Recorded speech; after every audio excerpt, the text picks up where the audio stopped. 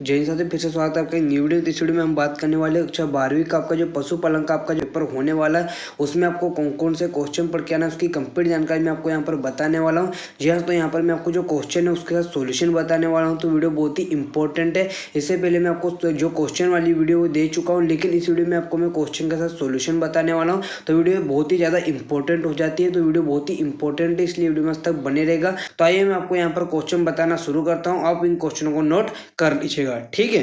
अध्याय 1 है, first chapter है आहार एवं पोषण। उसमें से आपको यहाँ पर कौन सा क्वेश्चन नोट करना है यहाँ पर मैं आपको बता देता हूँ।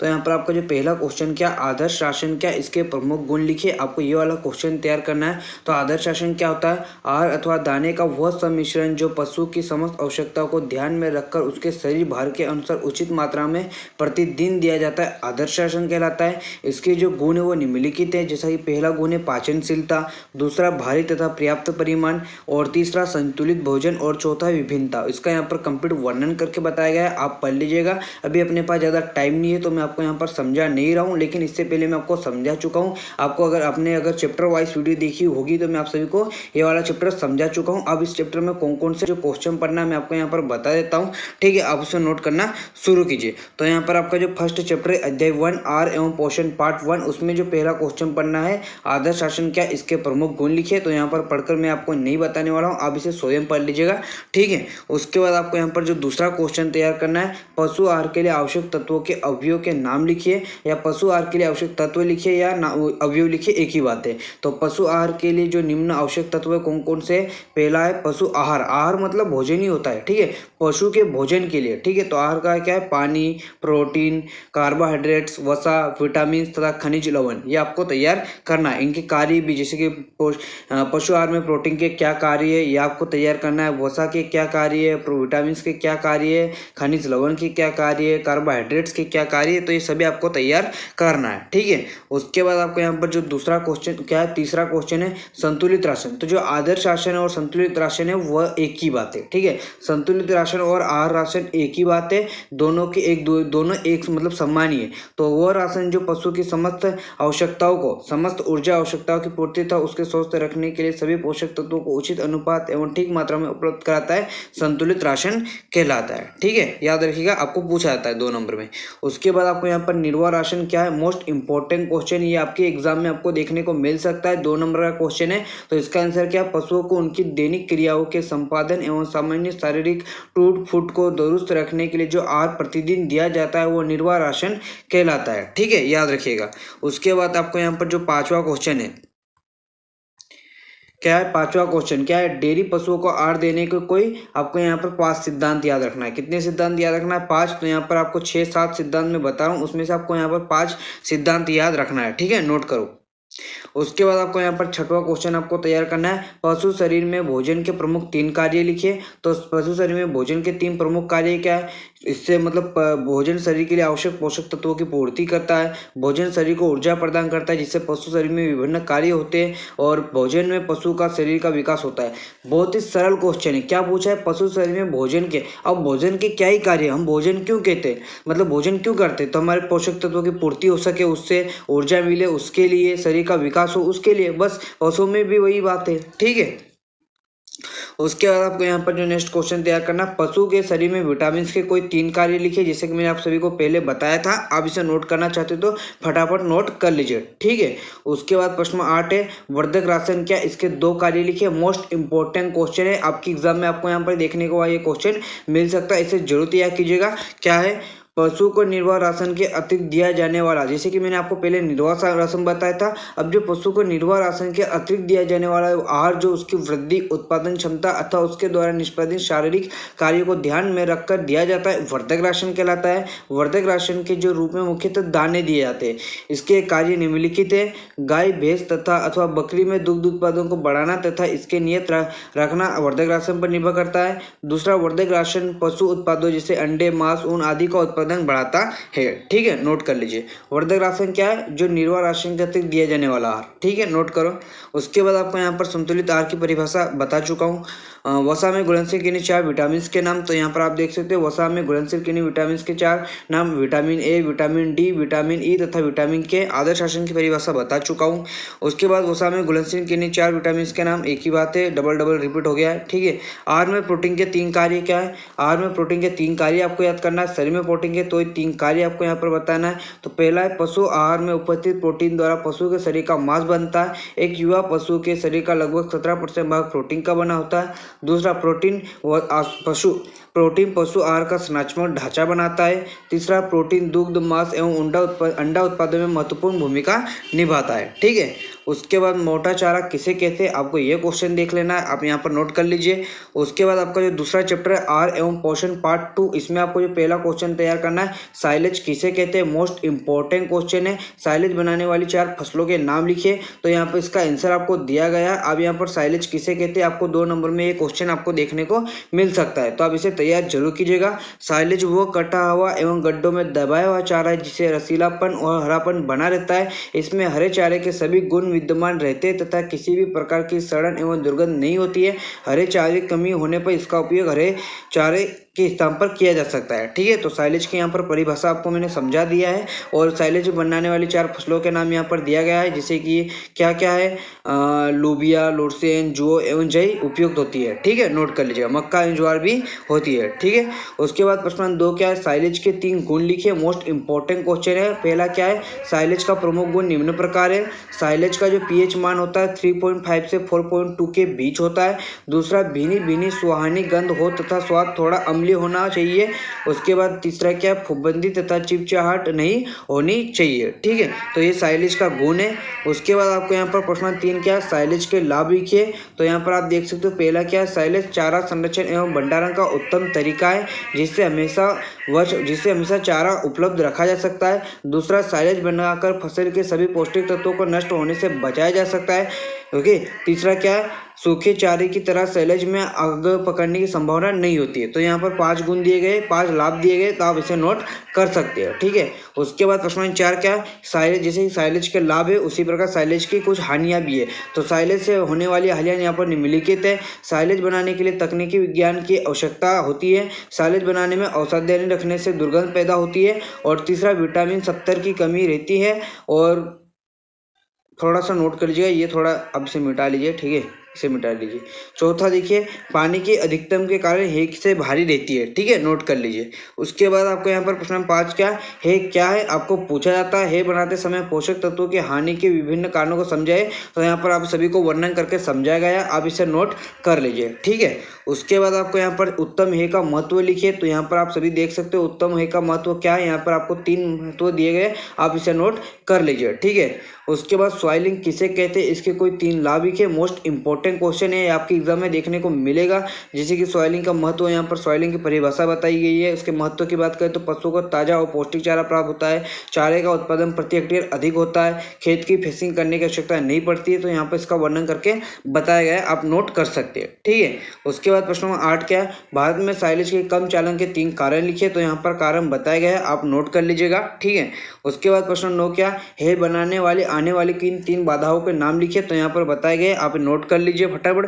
मैं आपको केवल यहाँ पर एक बार क्वेश्चन बता रहा हूँ जिससे आपको यहाँ पर तैयारी अभी आपको ही करना है। अभी अपने पास ज़्यादा समय नहीं है कि मैं आपको समझाऊं कि आपको ऐसे याद करना वैसे याद करना, नहीं। आप प्रश्न देखो, मैं फटाफट प्रश्न बताऊंगा, आपको पढ़ना है, आप वीडियो रोक कर पढ़ सकते हो, आपको कोई जल्दी नहीं है, लेकिन मेरे को तो आपको फटाफट बताना पड़ेगा ना। ठीक है, आप वीडियो रोक कर आप इसका स्क्रीनशॉट ले सकते हो। ठीक है, इसका PDF के बारे में जानकारी दूंगा, अब आगे बने रहेगा। ठीक है, उसके बाद प्रश्न 3 क्या है, पशु चिकित्सा संबंधी औषधि एवं उपकरण। इसका यहाँ पर आपको जो पहला क्वेश्चन देखना है, पशुओं को दवा देने की 3 विधियों के नाम लिखिए। तो पशुओं को दवा देने की मुख्य विधियां निम्न है, जैसे कि मुंह द्वारा, नाक के द्वारा, बाह्य विधि द्वारा और चाहे सुई द्वारा। तो इनमें से कोई जो भी आपको 3 विधि अच्छी लगे वो तैयार कर लीजिएगा। ठीक है, उसके बाद नेक्स्ट क्वेश्चन आपको क्या है, निम्नलिखित के उपयोग लिखिए। तो जैसे कि डोकिन मशीन के आपको याद करना है उपयोग। तो डोकिन मशीन का जो उपयोग है पशुओं की पूंछ काटने में होता है। ठीक है, तो अगर आपने देखा होगा डोकिन मशीन, अगर आपने देखा होगा तो इसका उपयोग पशु की पूंछ काटने में में होता है।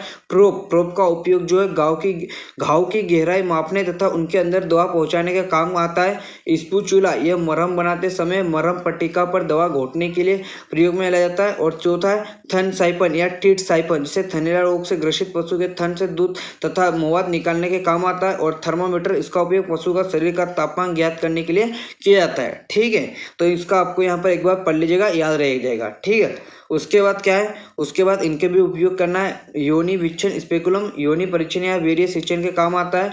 ट्रोकोन एवं केनुला पशुओं के पेट फूलने पर उससे हवा निकालने के लिए उपयोग किया जाता है। कैथेटर पशुओं के पेशाब बंद होने से उनसे निकलने के लिए काम आता है। सिचुला यह लेपेदार दवा को मिलाकर मलहम बनाने के काम आता है। ठीक है, नोट कर लीजिए। उसके बाद प्रश्न नंबर 4 क्या, पशु चिकित्सा में गंधक के कोई दो उपयोग लिखे। तो इसके दो उपयोग है, पहला है पशु की खुजली दूर करने के लिए और दूसरा दांत एवं चर्म रोगों को मरहम में बनाने में। ठीक है, क्या है, दांत एवं चर्म रोगों के मरहम बनाने में। ठीक है, प्रश्न नंबर 5 है नीला थोथा के दो कार्य। तो इसके पशु पेट के कीड़े मारने के लिए जाता है और फूड बाथ के लिए किया जाता है। ठीक है, नोट करो। उसके बाद प्रश्न नंबर 6 क्या, अलसी एवं अरंडी तेल के एक एक उपयोग लिखे। तो यहाँ पर नोट कर लीजिए फटाफट इसका आंसर। ठीक है, उसके बाद प्रश्न 7 क्या है, पशु शरीर के अंदर दवा प्रविष्ट करने की किन्हीं दो विधियों के नाम लिखिए। मैंने आपको बता दिया है, पहले ही बता दिया ये क्वेश्चन। ठीक है, उसके बाद पशुओं को दवा देने की किन्हीं दो बाह्य विधियों के नाम। तो आप देख सकते हैं पशु को दे देने की बाह्य दो विधियां पोल्टिस एवं पाउडर के रूप में। ठीक है, उसके बाद प्रश्न 9 क्या है, बर्डिजो केस्टर का क्या कार्य, सेचक का वर्णन कीजिए। तो यहाँ पर बर्डिजो केस्टर का वर्णन किया गया है, आप और बर्डिजो केस्टर और सेचक का वर्णन किया गया है, आप इसे नोट कर लीजिए। ठीक है, उसके बाद प्रश्न 10 क्या, पशु चिकित्सा में फिटकरी के 4 उपयोग लिखे। तो यहाँ पर पशु चिकित्सा में फिटकरी के उपयोग बताए गए, आप इसे नोट कर लीजिए। ठीक है, उसके बाद प्रश्न 11, पशु चिकित्सा में उपयोग आने वाले किन्हीं 4 यंत्रों के नाम। तो यहाँ पर जैसे खुरेरा यंत्र, प्रोब, फॉर्सेप्स, कैंची, बर्डिजो केस्टर, इसका यहाँ पर वर्णन करके बताया गया है, आप नोट कर लीजिए। उसके बाद यहाँ पर निम्नलिखित को समझाइए। तो यहाँ पर जौहरहारी, पीड़ाहारी, प्रतिजैविक, वमनकारी और कप निसारक को समझाया गया है, आप इसे नोट कर लीजिएगा, आपकी एग्जाम में देखने को मिल सकता है। उसके बाद चौथा चैप्टर है पशुओं के सामान्य रोग पार्ट 1। इसमें जो पहला क्वेश्चन क्या है, स्वस्थ पशु के प्रमुख लक्षण। तो यहाँ पर आप इसे स्वस्थ पशु के लक्षण याद कर लीजिएगा। अगर आप स्वस्थ पशु के लक्षण याद करते हो तो आपको बीमार पशु के लक्षण भी अपने आप याद हो जाएगा। जैसे कि अगर हम बात करें स्वस्थ पशु का प्रमुख लक्षण क्या है, तो पहला लक्षण है पशु सामान्य रूप से जुगाली करता है। अगर बीमार होगा तो सामान्य रूप से जुगाली नहीं करेगा। तो अगर आपको स्वस्थ पशु और बीमार पशु में अंतर पूछे या इनके लक्षण पूछे, तो अगर एक क्वेश्चन के माध्यम से आपके 3 निशाने लगने वाले, एक तीर से 3 निशाने, आपने सुना होगा एक तीर से 2 निशाने, लेकिन यहाँ पर एक तीर से 3 निशाने। पहला, स्वस्थ पशु के लक्षण याद करोगे तो बीमार पशु के लक्षण अपने आप याद हो जाएंगे। और दूसरा क्या, स्वस्थ और आप बीमार पशु में अंतर भी लिख सकते हो। पशु का तापक्रम और श्वसन दर सामान्य रहता है, बीमार पशु में नहीं रहेगा। पशु की नाड़ी गति सामान्य होती है, बीमार पशु में नहीं रहेगी। पशु चंचल और प्रसन्न दिखाई देगा, बीमार पशु नहीं दिखाई देगा। मतलब चंचल और प्रसन्न नहीं दिखाई देगा। पशु के मल मूत्र में दुर्गंध नहीं आती है, बीमार पशुओं में आएगी। पशु का उत्पादन सामान्य रहता है, बीमार पशु में नहीं रहेगा। पशु झुंड के साथ रहकर भरपूर भोजन करता है, बीमार पशु नहीं करेगा। अब देखो मैं आपको बीमार पशु के लक्षण बताता हूँ। ठीक है, आप देखिएगा क्या है, बीमार पशु जुगाली करना बंद कर देता है। जैसे कि जो स्वस्थ पशु रहता है, बीमार पशु मतलब स्वस्थ पशु सामान्य रूप से जुगाली करता है। उसकी नाड़ी गति और श्वसन दर सामान्य नहीं रहती है। उसका तापक्रम सामान्य से बढ़ या घट जाता है। चौथा, रोगी पशु सुस्त पड़ जाता है, कान लटक जाते हैं। पांचवा, पशु के मल मूत्र से दुर्गंध आने लगती है। तो मैं आपको समझा चुका हूँ। ठीक है, इंपॉर्टेंट है, एग्जाम में आपको देखने को मिलेगा। ठीक है, उसके बाद पशुओं का स्वास्थ्य अच्छा नहीं होने के कोई 3 कारण, अगर मतलब पशु बीमार क्यों होता है तो उसके यहाँ पर कारण बताए गए हैं, आप नोट कर लीजिएगा। ठीक है, उसके बाद क्या है, पशुओं में संक्रामक तथा छूत के रोगों के फैलने की रोकथाम और बचाव के 4 उपाय लिखे। तो यहाँ पर आपको मैं 7 उपाय बता रहा हूँ, उसमें से 4 अच्छे से याद कर लीजिएगा। ठीक है, उसके बाद क्या है, पशु प्लेग रोग का कारक, लक्षण तथा उपचार लिखिए। तो पशु प्लेग रोग का जो कारक है क्या है, अल्ट्रा विजिबल वायरस है और इसके लक्षण और उपचार यहाँ पर बताए गए। आप जरूर 2 लक्षण और 2 उपचार याद कर लीजिएगा। ठीक है, उसके बाद क्या है, प्रश्न 6 क्या है, खुरपुका मुंहपुका रोग की पहचान के 4 मुख्य लक्षण लिखिए। तो यहाँ पर खुरपुका मुंहपुका रोग के मुख्य लक्षण यहाँ पर 5 दे रहा हूँ, उसमें से 4 तैयार कर लीजिएगा। ठीक है, उसके बाद आपका जो 5वां चैप्टर है पशुओं के सामान्य रोग पार्ट 2, उसमें आपको जो पहला क्वेश्चन देखना है, पशुओं में विष जोहर रोग के लक्षण एवं उसकी रोकथाम विधियों का वर्णन कीजिए। या यूं कहे कि पशु के एंथ्रेक्स रोग के लक्षण, रोग कारक एवं रोकथाम के उपाय पर प्रकाश डालिए। तो यहाँ पर डाला गया, आप इसे नोट कर लीजिए। ठीक है, उसके बाद यहाँ पर थनैला रोग के आपको कारक, लक्षण, जांच की विधि एवं उपचार देखना है, तो आप इसे क्वेश्चन को भी नोट कर लीजिएगा। ठीक है, उसके बाद आपको यहाँ पर प्रश्न 3 क्या, पशुओं में किन्हीं 2 जीवाणु जनित रोगों के नाम लिखिए। तो यहाँ पर आप देख सकते हो पहला क्या है, गोल घोटू, ये किससे होता है, इसका रोग कारक क्या है, पास्चुरेला बोवी सेप्टिका। ठीक है, दूसरा विजोवर बेसिलिस एंथ्रिस, तीसरा थनैला रोग स्टेफाइलो कोकाई, और चौथा लंगड़ी रोग क्लोस्ट्रीडियम सेवई। ठीक है, नोट करो।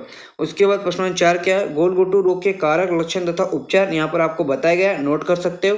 ठीक, क्वेश्चन है पशु की जांच या महत्व के उद्देश्य लिखिए। तो पशु की जांच के जो महत्व जो निम्नलिखित है, जैसे कि पहला क्या, स्वास्थ्य की जानकारी प्राप्त करने में सहायक होता है, और दूसरा पशु के संभावित उत्पादन की जानकारी में सहायक, तीसरा पशु आहार नियत करने में सहायक होता है। तो यहाँ पर 6 बता रहा हूँ, उसमें से 4 अगर आप तैयार करना चाहते हो तो कर सकते हो, जैसे कि उत्पादन के अनुसार राशन की व्यवस्था करने में उपयोगी होता है। ठीक है, नोट कर लीजिएगा। उसके बाद दूसरा क्वेश्चन है, उत्तम पशु के चयनकर्ता के 6 आवश्यक गुण लिखिए। मोस्ट इंपॉर्टेंट क्वेश्चन है, आपको केवल 4 गुण याद कर लीजिएगा। मोस्ट इंपॉर्टेंट क्वेश्चन है, आपके एग्जाम में 100% आपको देखने को मिलेगा।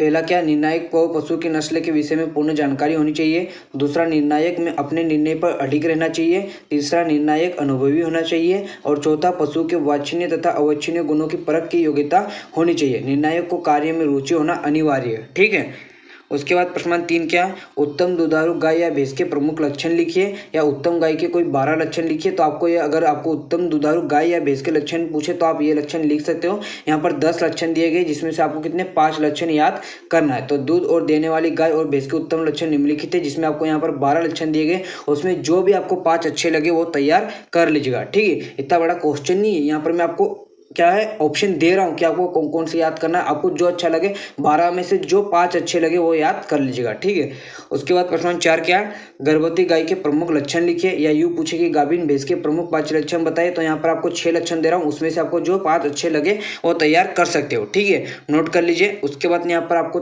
जो नेक्स्ट क्वेश्चन तैयार करना है, ऋतुमय गाय या भैंस के प्रमुख लक्षण लिखिए। अब यहाँ पर मैं ऐसा नहीं कि पता है मुझे कि आपको गाय या भैंस की जो अगर ऋतुमय गाय है तो उनके लक्षण सेम ही होते हैं, चाहे भले वो गाय हो या भैंस। तो ये क्वेश्चन में आपको अलग अलग भी बता सकता था, लेकिन आपको यहाँ पर कोई दिक्कत ना हो, आप एक क्वेश्चन के एक तीर से 2 निशाने मार सके, इसलिए मैं आपको यहाँ पर एक साथ बता रहा हूँ। ठीक है, तो आप नोट कर लीजिए। उसके बाद प्रश्न 6 क्या, स्कोर कार्ड की कोई 3 उपयोगिता बताइए। तो सबसे पहले तो यहाँ पर स्कोर कार्ड होता क्या है, यहाँ पर आप सभी लोग कमेंट करके बताओ कि स्कोर कार्ड क्या होता है। उसके बाद ये जो 3 उपयोगिता भी यहाँ पर मैंने बताई उसे तैयार कर लीजिएगा। ठीक है, उसके बाद प्रश्न 7 क्या है, पशु की जांच करने की विधियाँ बताइए। तो पशु की जांच करने की जो निम्नलिखित विधियाँ ये है, जैसे कि वंशावली जांच विधि, समूह जांच विधि, संताति जांच विधि, गुणांकन जांच विधि और पारिवारिक जांच विधि। इसमें से 3 विधि को अच्छे से तैयार कर लीजिएगा। इनका वर्णन भी याद कर लीजिएगा। अगर आपके पास गाइड होगा तो उसमें बताया गया है, आपके पास बुक होगी तो उसमें बताया होगा, अब वहां से देखकर याद कर सकते हो। ठीक है, उसके बाद अध्याय 7 मछली पालन एवं प्रबंध। इसमें जो पहला क्वेश्चन है, रोहू मछली की नस्ल होती है। रोहू मछली की 2 विशेषता आपको बताना है। रोहू मछली की 2 विशेषता आपको यहाँ तैयार करके जाना है, क्योंकि ये आपको 2 नंबर में देखने को मिल सकता है। तो ये कतला के बाद दूसरी सबसे तेज गति से वृद्धि करने वाली मछली है। तो जो कतला भी एक मछली की नस्ल है। तो जो कतला नस्ल की जो मछली होती है वो पहली मछली है, ये दूसरे नंबर पर आती है जो सबसे तेज गति से वृद्धि करती है। और इसका शरीर लंबा, किसका, रोहू मछली का जो शरीर होता है लंबा तथा पिछले सतह पर नीले या भूरे धूसर रंग का होता है। ठीक है, उसके बाद यहाँ पर जैसे कि अभी बताया था, कतला मछली की आपको यहाँ पर विशेषता बताना है। तो कतला मछली की विशेषता यह तीव्र गति से वृद्धि करती है, इनका शरीर बड़े बड़े सल्कों से ढका रहता है। तो यहाँ पर 4 बता रहा हूँ, उसमें जो 2 अच्छे लगे वो याद कर लीजिएगा। ठीक है, उसके बाद प्रश्न 3 क्या, मछलियों के 2 रोगों के नाम लिखिए। तो मछलियों के जो 2 प्रमुख रोग है, मत्स्य क्षय रोग और विषाणु रक्त स्राव विषाक्तता। ठीक है, नोट कर लीजिए। उसके बाद प्रश्न 4 क्या है, मछली पालन व्यवसाय की प्रमुख समस्या बताइए। तो यहाँ पर मछली पालन की जो प्रमुख समस्या यहाँ पर बताई गई, आप नोट कर सकते हो। उसके बाद यहाँ पर नेक्स्ट क्वेश्चन है प्रश्न 5, मछली पालन के लाभ लिखिए। तो मछली पालन के यहाँ पर लाभ बताए गए, आप इसे नोट कर लीजिए।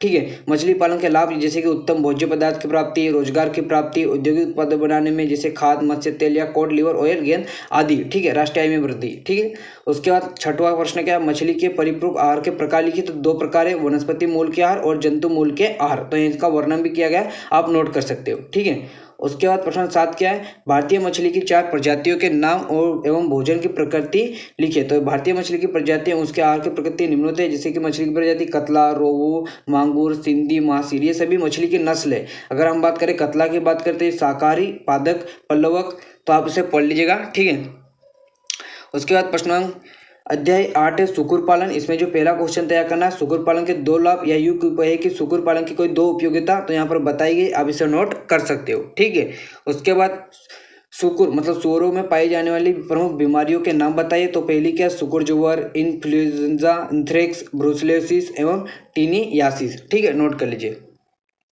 प्रश्न 3 क्या, सुकुर की कोई 2 विदेशी नस्लों के नाम लिखिए। तो यहाँ पर बताया गया फ्रस सफेद यॉर्कशायर और लैंड रेस। ठीक है, नोट किया जाए। उसके बाद प्रश्न 4 क्या, बेकन या नमकीन मांस के लिए प्रसिद्ध सुकुर की 2 नस्लों के नाम। तो यहाँ पर बताया गया है, पहला क्या है आप देख सकते हो, लैंड रेस एवं टेमवार्थ। ठीक है, उसके बाद प्रश्न 5 है चर्बी वाले सूअरों की कोई 4 नस्लों के नाम लिखिए। तो चर्बी वाले सूअरों की 4 नस्लें मेंगालिका, पोर्ट बिलीड पिग, गिनी होग एवं ब्लैक वर्कशायर। ठीक है, नोट कर लीजिए। उसके बाद प्रश्न 6 क्या है, सुकुर की 2 विषाणुजनित एवं 2 जीवाणुजनित रोगों के नाम लिखिए। तो यहाँ पर इनके नाम लिखे गए, आप इसे नोट कर लीजिएगा। प्रश्न 7 है सुअर की खाद के कोई 2 गुण लिखिए। तो यहाँ पर बताया गया है, आप इसे नोट कर लीजिए।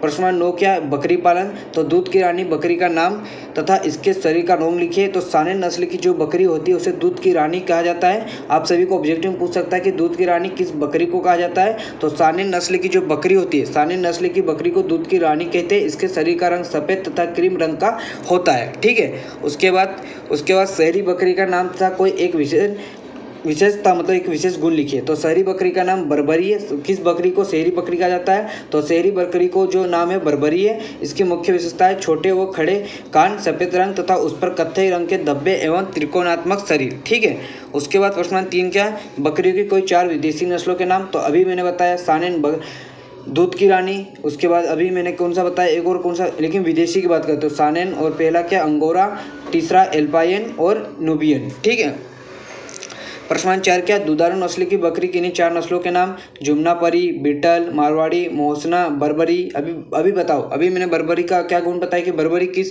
बकरी को कहा जाता है। तो शहरी बकरी। ठीक है, उसके बाद नर पशुओं के बधियाकरण के कोई 2 लाभ लिखिए। तो यहाँ पर बताया गया, आपसे नोट कर लीजिए। उसके बाद आपको यहाँ पर जो नेक्स्ट क्वेश्चन तैयार करना है, जमुनापारी और बर्बरी बकरी में कोई 2 अंतर आपको याद करना है। तो यहाँ पर जमुनापुरी और बर्बरी बकरी में अंतर बताया गया है, आप इसे पढ़ लीजिएगा। ठीक है, उसके बाद प्रश्न 7 है सानेन की प्रमुख विशेषता है, जो दूध की रानी सानेन बकरी है उसके यहाँ पर आपको विशेषता बताना है। तो आप इसे नोट कर लीजिए। ये याद रखिएगा कि जो सानेन बकरी मूल रूप से स्विट्जरलैंड में होती है। ठीक है, और ये संसार में दूध की रानी के नाम से जानी जाती है। तो आप इसे नोट कर सकते हो। ठीक है, उसके बाद कश्मीरी बकरी पश्मीना की विशेषता लिखिए। तो इसका नोट कर लीजिएगा, मोस्ट इंपॉर्टेंट क्वेश्चन है। ठीक है, फिर अध्याय 10 भेड़ पालन। इसमें जो पहला क्वेश्चन तैयार करना है, बीकानेरी भेड़ का मूल स्थान तथा कोई एक विशेषता आपको बताना है। ठीक है, उसके बाद प्रश्न 2 है हिसार ढेर भेड़ की कोई 2 पहचान बताना है। तो यहाँ पर बताया गया है, आपसे नोट कर लीजिए।